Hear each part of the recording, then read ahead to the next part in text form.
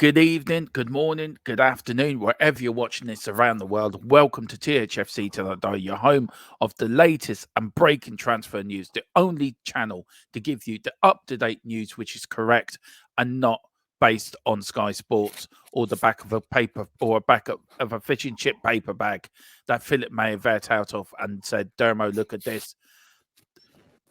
They're sending Santa to the moon for 25 million. That's what I'm talking about. News about that. But Phillip, how are you this evening? The transfer deadline day 3. Not a lot happening really. We've got loads of Tottenham stuff, which we will quickly go through again, Phillip. For everyone. But how are you? Yeah, grand. Just waiting anxiously for the first signing, which looks like it might not be too far away with a bit of luck, which would be great news for us. And and with the injured players starting to make returns, I think could be a good January for us. Yeah, it could be. But Phillip, we're going to start with a bit of breaking news here. It broke at the end of our show live earlier. And this was the first bit of news I got, was that breaking Spurs news. It looks like they're trying to get a deal sorted. Tottenham are trying to do a deal of 25 million with potential add-ons of 35 million, which makes a total of 30 million in total. Genoa want 30 million up front. And then it broke down a few minutes out, which is going at the bottom of your screen, guys. Tottenham Hotspur will miss the deadline for Radu to be able to play this week. However, they are confident that a deal will be announced Friday or earlier next week. Phillip, look, we'll go through the Tottenham stuff first very quickly. I know we went through it earlier, but this is like the roundup show, so we'll quickly go through it. And then we're going to hit with the latest then from other clubs around the Premier League, which there isn't a lot, Phillip, to be fair. It's been very quiet, hasn't it, from what I'm It hearing has from other actually. clubs at the moment. It has. Like January, to be honest, is never that busy. It's not like the summer one, which is busy all the time. It's only certain clubs will be signing players this winter, and I hope Spurs are one of them because we need reinforcements to strengthen the squad. A lot of other teams they just don't have the money to be buying players in January, I think. Well, if you look, Phillip, before we get onto it, guys, you look at the big four. Man United don't have a lot of money. Arsenal don't have a lot of money. Chelsea don't have a lot of money. Man City, they're just loads of they're a money. law. They have a law. They're a law to themselves. But could Tottenham steal a march, Phillip? This could be an opportunity for Tottenham to steal a march. Yeah, true. Like, I mean, look what we've done. I mean, we need reinforcements. We definitely we need a centre back. We need probably another midfielder, maybe another striker. Okay, but what we've done over the last number of weeks is nothing short of remarkable. We've managed to hang on to the coattails of the top four with a half a team missing, with an entire back line of fullbacks. Yeah, with our two midfielders missing, with our striker, misfiring, getting the odd goal. Like Richarlison's now starting to score. We've done remarkably well, and there's no reason to be pessimistic. We get Maddison back, Van de Ven back, Romero back. We are going to be a team to be reckoned with in the second half of the season, and it's looking very, very bright for Tottenham. Yeah. Now, Phillip, we know about Højbjerg. He could be going off because there was news that he could be going to Napoli. They're looking to go in for him. We're also looking at the he could be going to Juventus. So it'd be one of the two Italian clubs, Phillip. Now, Eric Dier, West Ham, had contacted Tottenham about a deal for the centre back, but we saw this earlier, which made people. I want to see Phillip laugh again because he laughed so much the first time he fell off his chair. And Mary's looking at him. Why are you laughing so much, Phillip? And he says because somebody thought Eric Dier was a brilliant Spurs player. I mean, I can understand, Phillip. There's people that are trying to boost up their clients, but is this a little bit delusional? Calling him a brilliant Spurs player. It was probably his agent that was doing that, trying to, make sure he gets his 10% commission or whatever any transfer deal. I think, I believe also Sporting Lisbon are in from.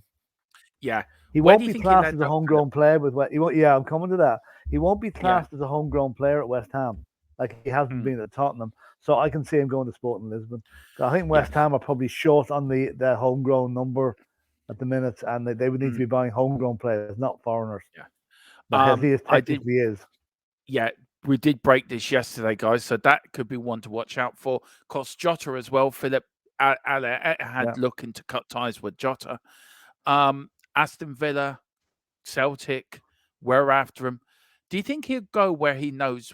Do you think why Tottenham's a bigger pool because of Postecoglou? Do you think that could be the reason why? Well, he got a good relationship with Postecoglou as far as we can gather from his days at Celtic. So I think he's got a choice to make, and of all those three clubs, I would think he'll probably come to Tottenham. And I'll tell you one thing, Philip, though. Celtic I don't know how bad, but I don't know if you watched a lot of Celtic. I have. I think you have as well. They're awful this year. They're very well. I painful mean, to watch. they're not as good as they were last season. That's for sure. They're starting to get a few results, and they come to very bad results. They've let Rangers get back in touch, and that's not good. They shouldn't be doing that. But they're missing. They're missing a spark that they had under Ange. They're missing Ange. That's exactly. A lot of Celtic fans saying we're missing Ange. Lazio, of course, are reported in for Reguilon, Philip, also Bournemouth, Seville, and Villarreal from yesterday, which I broke. Where do you think he'll end up? Do you think is he a Premier League player or is he more of a Spanish? He needs to go back to Spain to rediscover his form again. I like Reguilon. I don't think I like him as a player, but I don't think he's got a future at Spurs. I think he'll end up back on the continent, whatever way he does it. It'll not be in the Premiership; it'll be in the continent. Now, also very quickly, Philip, Alistair Gold came on earlier, and not on our channel. I wish. He has come out and said through Football London that Tottenham are keeping a tab on Conor Gallagher's situation at Chelsea, but suggested that the Lily Whites might wait until the end of the January transfer window, Philip, to make a move for the midfielder. Is this the deal, Philip, you think will run and run and run to, say, deadline day? And then with about 4 hours to go, Tottenham and Chelsea agree a fee for Conor Gallagher. Is it a bit like brinkmanship? Because Daniel Levy has sanctioned 40 million, as I broke it last night, 40 million with a little bit of wriggle room for Colin Gallagher. He's not going to pay over the odds for this player. Two questions. No. One, is he right? And second question, Philip, is how much do you think he's actually worth? Oh, God. Yeah, Levy is right not to overpay. I mean, transfer fees are inflated beyond all sensibility at the moment anyway. Like, there's players going for 40 and 50 million and not worth half that. And I put Conor Gallagher in. I don't think Conor Gallagher's worth 40 million. You know, he's a good player, but nobody's worth that type of money. It's just crazy. 40 million, if we can get him, fair enough. I think Chelsea will resist it because Chelsea and Spurs do not like each other. We know that there's no love lost there at all. And transfers between the two clubs have been extremely rare in recent times. So I think we may, this one might run and run. This isn't going to be done early January. This is going to probably take a lot of twists and turns before it actually gets done, if it ever does get done. And to be honest with you, I can see it running into the summer. I don't see. Yeah. I can see, and Chelsea just keep looking for that little bit extra that Levy won't want to pay, and it'll run and run and run. Would you like him at Tottenham though? Would you like? Do you think? Oh yeah, he's yeah. Is he an upgrade? Yeah. Is he an upgrade on Højbjerg? Would you say? Yeah, I'd say he's younger as well, which is a help. And I think, no offense to Højbjerg, but I think Gallagher could do more for us. Well, Philip, just come up on my WhatsApp through the WhatsApp group, Philip. The Spurs ladies have made their first signing of today, and her name is Charlotte Grant, subject to a work permit and international clearance. We are delighted to announce the signing of Australia international Charlotte Grant. So she has now signed for Spurs women's, but it all depends on a work permit and international clearance. As we put Selenia Sandusky out on loan. So there's one player out, Philip, one player in the women's side. So that's a good start for the women's side, isn't it? Trying to reorganize. Yeah, they're doing okay this season. But I'll tell you one thing. The one thing that annoyed me about that particular move, I picked up one of the in the nose, and it was Tottenham make their first brilliant signing of the winter, ready for the FA Cup. But hang on, they've gone and signed, the guy, the Dragusin, and it was it was that girl. Now, what her signing has got to do with the FA Cup? I just do not know. I haven't figured that one out yet. I think because it's the Women's FA Cup starts in January. Yeah, but it was a completely misleading article. You know, that's what people just put the truth out there instead of this gobshite bullshit. You know, so it annoys me a bit. Yeah, of course. Now Tottenham defender Jaffet Tanganga Philip could be coming back from loan. Do you think that's the right thing for him? He hasn't played for the German side. He's still He's got done this knee nothing. He's played injury. nothing. He's played Mm, no minutes since August. And what are we going to do with him? Take up another yeah, space in the treatment room? That sounds like it. But no one's going to. He's not going to go back out on loan again until he starts playing again. So I think we're going no, to be stuck with him for a while. yeah, I think so. Now this is the very latest, of course, on the Radu Dagger Goose. Looks like they're trying to get the deal sorted, Philip.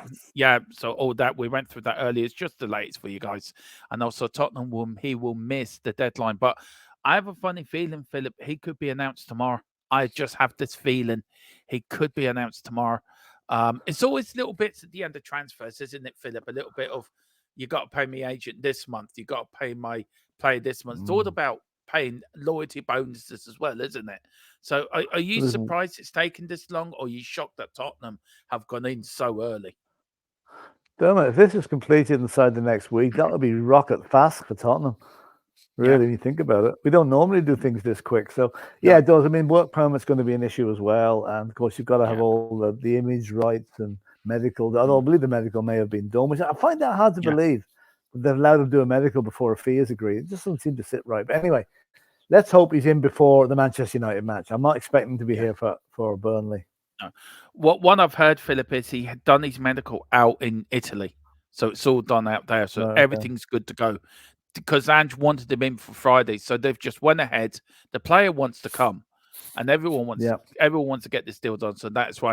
Now, a bit of Premier League news, Philip. So Jim Ratcliffe meets with Eric Ten Hag today. That was the latest I heard before we came off. But after we came off, I got given this. The meeting between Sir Jim Ratcliffe and Eric Ten Hag concluded earlier today.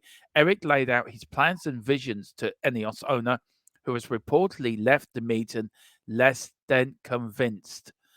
Where are you going with this, Philip? Look, do you Hmm. remember the match where Nuno got sacked and it was Ollie who sacked Nuno? Could we be going to Old Trafford and doing to them what they did to us and getting Ten Hag to sack? Yeah, it'd be ironic if that happened, wouldn't it? Yeah. Yeah. Yeah, I suppose a lot of this depends on how much control and what areas of control Jim Ratcliffe has organised Mm, with the Glazers here. If he's allowed to pick and choose the managers, then I think Ten Hag has a lot to worry about. But mm. I just don't, I'm not wholly convinced they'll sack him just yet. They might just give him a chance to see how he does under the new regime. I don't see him lasting out the season, but I think it might not be. He might not get the push just this quite early. Why is that, Philip? What's making you think that? Because I think he will be pushed very I just quickly. think, okay, there's two ways of looking at this. Jim Ratcliffe could come in trying to make a statement by sacking Mm, the manager first day in and saying, hang on, this guy's got to be this is a guy to be reckoned with, right? mm, And then you're also, and that could upset a lot of the fans. And not everybody wants Ten Hag sacked. And then what he could also do is say, listen, right, Eric, I'm giving you until the end of February. If things don't improve, results and performances don't mm. improve, then we will be looking to replace you. And that gives Eric Ten Hag 2 months to get things right, which I think is probably fair enough because it must have been difficult enough for him working under the Glazers alone. Yeah. Not knowing what things. But now at least we've got a bit of normality coming into the Mm, club. If you can call a 25% stake normality. So I'd be inclined to think he might last out for another while. mm. I don't think he'll last the season though. Now I'm going back to 1990, Philip, back to Alex Ferguson. FA Cup saved his Manchester career, Yeah, won that's that. right. The That's right. rest is history.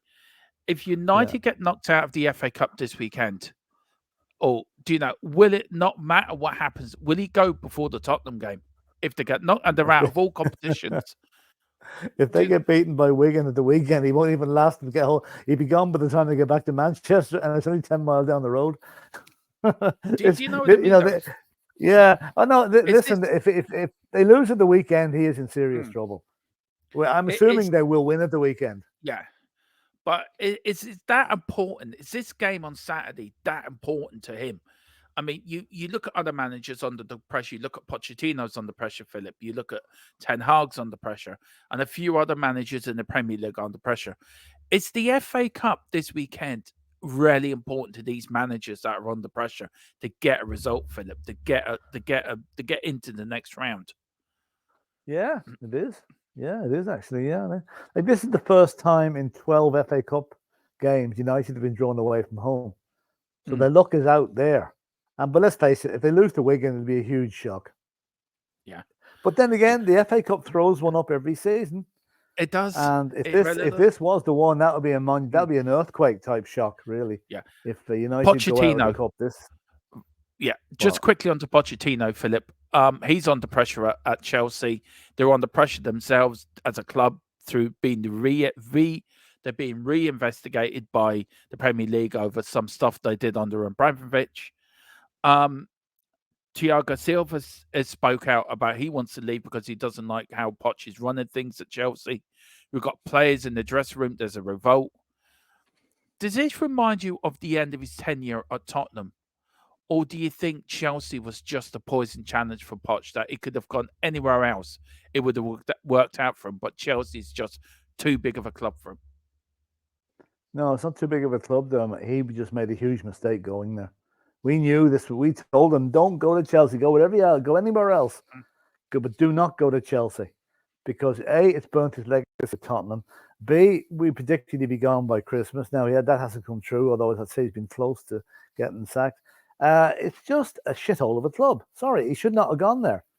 He deserves better than that. And if he lasts the season, I'll be surprised, because they've got a chairman who's trigger happy and hasn't a clue basically how to run a football club. And I ran out of sympathy for Poch the day he kissed the Chelsea badge. That was the day I was finished with him, because you don't manage Tottenham and then go start kissing Chelsea badges. It's not done. It's not done. But if you look at the players now revolting in any club, Philip, that surely should mark the end of any manager when the dressing room is starting to turn against him. Thiago Silva was very damning against Pochettino. And it goes with the transfer window as well, Philip. If Poch is asking to be back, do you back a manager that you know it's going to be sacked? Same with Ten Hag. Do you back managers that are going to be sacked 3 weeks later? It's wasting money, isn't it? Because you are buying their players. Yeah, Chelsea can't spend money because they can't. They're under investigation again. But the point I'm making, the point I'm making, if you buy money, say for Ten Hag, and say, right, I want this player, that player, this player, and Ten Hag gets sacked, are United wasting money because as the new manager come in and say, well, I don't want these players? Oh, yeah, true. That's a good point. You're signing them up to 8-year contracts as well, by the way. Well, it'll be less than that from now on. But yeah, if you buy players that particular manager wants, that's a vote of confidence in the manager.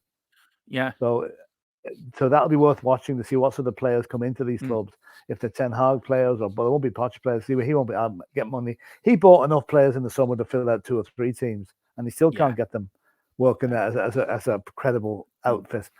So if Ten Hag gets the nod to buy his own players in January or February, this transfer window, I should say, then he can take it. He's going to be there for a while. But then again, look at the players that Conte bought last season. We thought, they'll never be Ange players. Pedro Porro's not doing too bad, is he? For a player that wouldn't fit the system. Yeah. So they can adapt, Yeah. But I just something. I'm beginning to think there's far too much emphasis on sacking managers. Really, I think the players are the guys that win you the points. They're the ones we should be concentrating on. Managers come and go. Players are stuck there with it. You can't sack a player unless he goes for some huge thing that breaks his contract.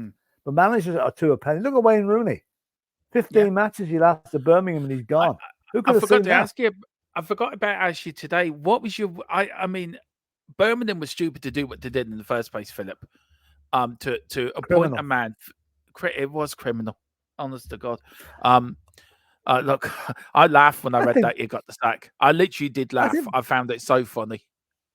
I think we're still paying John Eustace, the previous manager. He's still under contract, as far as I read. I could be wrong. I read that somewhere yesterday, but he's open to come back. They were 6th in the league when they sacked him. Now they're 20th. It's worked that one out. Wayne Rooney is not a football manager. Great player. Great players do not always make great managers, and he is a real walking example of that. Who was a good player that became a good manager, Philip? Can you think of anyone that was a great player? Beckenbauer? Yeah, Zinedine Zidane. Yeah. Give him one. Franz Beckenbauer's another. Franz Beckenbauer. Yeah, Jurgen Klinsmann wasn't a bad manager. Not a No, he bad wasn't. manager. Who else? There's quite a Aussie? few of them. Aussie? Aussie, well, yeah, right, okay, Aussie, yeah, great lad, lovely lad, but manage-wise, no, maybe not. No. Who else was there? Bill Nicholson was a player. He made a great manager. Yeah. Arthur Rowe. Alex Ferguson was a good player. Yeah. Going back, maybe in the recent times, maybe not so much, but Bill Shankly. they don't always Matt make. Busby. Yeah, they were played back Rowe. in the 30s and 40s. Yeah, true. But I think what ex-players should be doing now, not heading towards the managerial thing. They should be going into refereeing, because they would understand what the players are like and what tricks what tricks go on in the game. They would know it rather than the elephants we have doing the game at the minute, who can't get a decision right when it's in front of their face. No. I know. But anyway, Philip, look, a deal now is imminent for Sancho to rejoin Dortmund, where he left. A good move for Sancho, isn't it? Just get his career back on track, get his football back on track. And do you think we've seen the last of him in the Man United shirt? Do you think that's the last Ten Hag? Or I hope we've seen the last of him in the Premiership. Because I think this guy is a little. I think he's a little shithead, basically, to be honest. Yeah. He's a total lack of respect for his manager, for his club. Thinks because he cost 80 million quid, he's better than most people. I would send him back to Dortmund with a flea in his ear and tell him to stay there. I can't stand players like that. I really can't. No, I think a lot of the Man United fans would agree with me on that one. Now, another Man United room I was given, Timo Werner, a former Chelsea player, by the way, Philip, is a serious target for Man United in this transfer window, as RB Leipzig is set to sanction loan deal. A good player, Philip. So I used to, he is. I don't rate him. I don't rate him at all. I do not rate this guy at all. I think Kai Havertz is a good player, the guy that went to Arsenal from Chelsea. Yeah. I don't rate Timo Werner at all. The thing bombed off from 3 yards. Well, I disagree with you on that one. I don't think he's the answer to Manchester United's problem. Yeah. I don't know what. I love that, Philip. You, me, can have same player, can have completely different opinions, and I love that about us, because we know a good player when we see one. We do agree, but I love it when we disagree, because I can see something, you can see something I can't, or I can see something you can't, and I love that. But you don't think he's the answers to United's trouble? I don't think so. No, he wasn't the answer to Chelsea's problem, and he had a long time to prove it. Chelsea, I think, would have to get rid of him in the end. So no, I don't think so. I'm hearing now. This is according to a Tottenham expert, Philip, that the club Tottenham would accept a 60 million Saudi bid for Richarlison and reinvest it in somebody else, despite his electric former late. Where are you on Richarlison? Do you reckon he could move? And that's just been given. I picked that up somewhere. It's not from my source. It's just I picked it up from somebody else who sent it to me. So this is more like a rumor or more like hearsay, but I don't know what it is till I can get it confirmed. But at the moment, Philip, where are you standing on Richarlison? Stand on his head. I think if we got 60 million for Richarlison, Now I'm a bit, I'd say, down the middle on this. If he stays, he stays. I don't really mind if he stays. If he goes, he goes. I don't really mind if he goes, as long as we get a replacement in that's better than him. That's the way I'd look at it. Okay, I know he scored 4 or 5 goals in recent times, but he's missed as many. He missed a sitter again there at the weekend. He's not a full tilt Harry Kane type striker, although who is? No, he's not. So if we got 60 million for him and bought a younger replacement, maybe from the Bundesliga or Italy or someone like that, someone the Paratici's got his eye on, then that'd be okay with me. Now, if he stays, fair enough. He's a Spurs player. I'll always support him, but I wouldn't lose any sleep over him if he left. No. So look, for me, look, I'm not Richarlison's biggest fan, Philip, until you tried to catch me out Sunday, you bugger. And I will get you back for that. I will get you back from that. Don't worry, revenge is going to be sweet on my half.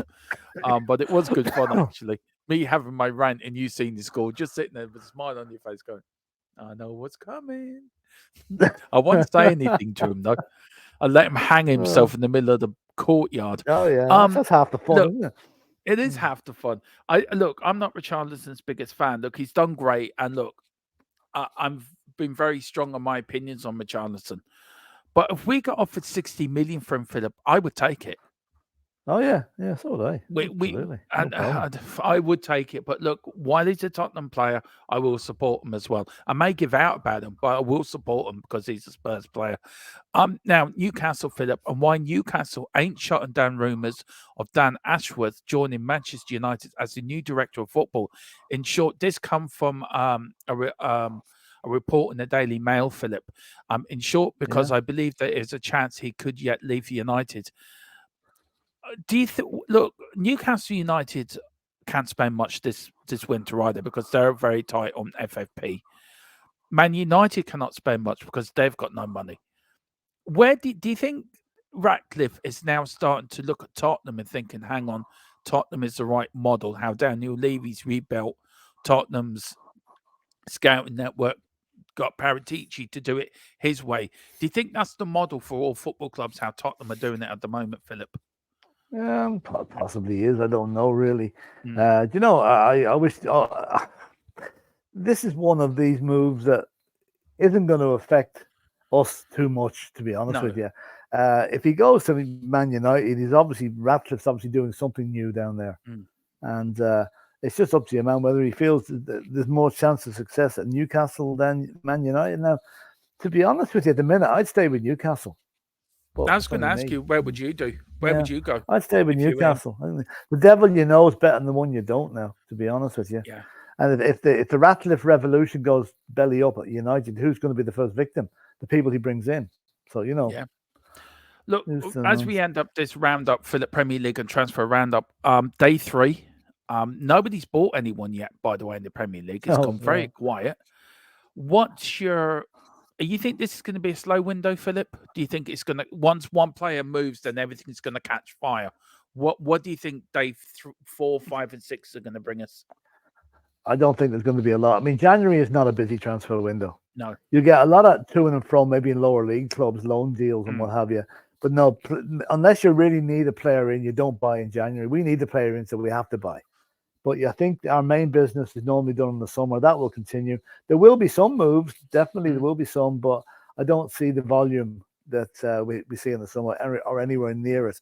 All I want to do is get the players that Spurs need, get them in, and what the rest do after that, I don't really mind. So basically, Ange wants them in early, Phillip. Wants them in early. Get them training before the after, because we've got a 2-week break, haven't we, after Man United game. So look, get through the FA Cup, beat Man United, and see where we go. But Phillip, thank you so much for joining me on this. We are back tomorrow for, of course, with the Spurs transfer show, Phillip, where we will be going over all the latest breaking Spurs news. We've got the roundtable discussion tomorrow night as well at 9. Myself, Phillip, Mia from Spurs United, and Ash from Southview Coys. Then me and Phillip were doing pre-records for our predicted lineup, history on the FA with Spurs, the love affair between Tottenham and the FA Cup, and also our pre-game thoughts. Friday will probably be on Dave's show as a pump-up. I might be on Real Top TV with Dave as well. And then we have the watch-along Tottenham versus Burnley in the FA Cup third round. Saturday, we've got FA Cup third round Saturday. Phillip is on the Full-Time Sports Network, which is being broadcast here to cover the the Newcastle derby with Sunderland. That's going to be fiery, that game, Phillip. That is going to be all. What do you reckon for that one? Who's going to win that one, do you think? I wouldn't be surprised to see Sunderland get a draw in that one. I can't see them winning it. Go to a replay. I haven't replays. I haven't I just looked that up. I'm not so sure. I know last season that you only had replays up to a certain level. I'll just see now what it is. And then, of course, we've got of course, Premier League. We've got the Arsenal Liverpool game being broadcasted. Like, I'll be joining Bobby and the gang for that, and me and Phillip will be covering the Aston Villa FA Cup third round tie. And if we can cover the Man United game, we will do, just for a laugh. We'll become Wigan fans. Yeah, there is replays this year on the third and fourth rounds, but that'll be scrapped next year. So this will be the last year for replays. Yeah. So look, let's see. Phillip thinks that game's going to go. I think Sunderland are going to beat Newcastle. I think they're going to absolutely pummel them. Spurs are going to win 5-0 against Burnley. That's just a given. Angie's on his way to Wembley because his knees are gone all trembly. I've already written the cup final song. I was ready, Phillip. It is going as we speak. I think you might have trouble using those particular lyrics. I think Chat and Dave might have something to say about that now. Well, I think one of them has now passed away, and the other one I don't think will be bothering too much. But anyway, listen, thank you all for copyright. watching. Please hit the like button. Please hit the subscription button. Please hit the notification bell. Pick up your memberships as well. $1.99 to $4.99. It's cheap as chips. Cheaper than getting Netflix, Disney Plus, Paramount Plus, but you get more for your buck on here, and lots of new member shows as well coming up. So whatever you're doing, Philip, thank you so much. I'll let you go because I know you're a busy man this evening. Whatever you're doing, enjoy the rest of your evening. Please hit the like button. Come on, you Spurs. We're back tomorrow at 4. Come on, you Spurs.